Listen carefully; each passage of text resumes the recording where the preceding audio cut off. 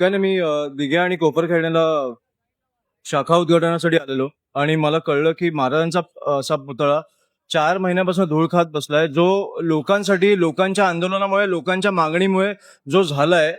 पण मला वाटतं की सरकारमधलं कुठच्याही मोठ्या नेत्याला किंवा मंत्र्यांना वेळ नाही मिळाली त्यांचं अनावरण करण्यासाठी, त्याचं उद्घाटन करण्यासाठी. त्याच्यामुळे ते 4 महिने मला वाटतं ह्याने कपडा होता त्यांच्या भोवती, तुम्ही बघितलं असेल, ते धूळ खात बसलेलं, आणि मला ते बघवलं नाही.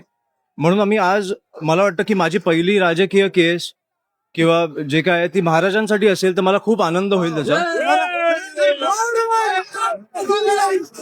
ज्यांना आपण दैवत मानतो त्यांच्यासाठी मला वाटतं गेल्या 4 महिन्यात अनेक सरकारी अधिकारी किंवा मंत्री असतील किंवा नेते असतील, हे नवी मुंबईमध्ये येऊन गेलेले आहेत, नेरूळमध्ये येऊन गेलेले आहेत. मला वाटतं एक एअरपोर्टचं पण अनावरण झालं, म्हणजे उद्घाटन झालं.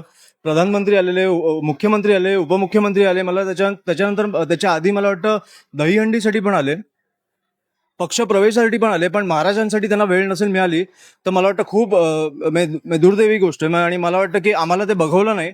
मला आज कळलं की असा एक कपडा बांधून महाराजांना ठेवलाय. त्याच्यामुळे मला वाटतं की आम्ही सर्व महाराष्ट्र सैनिकांनी तो एक हे घेतलं की आम्हाला असे बघायचे नाहीत महाराज, आणि मला वाटतं नवी मुंबईला पण नाही बघायचे.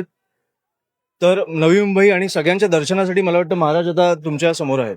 सर, अशा अनेक वाचतात की ज्या उशिराविना पडून आहेत. मला प्लीज सांगा, मी येतो. माझ्या चॅनलला सबस्क्राईब करा आणि बेल आयकॉन दाबा, जेणेकरून तुम्हाला माझे नवीन व्हिडिओ मिळतील.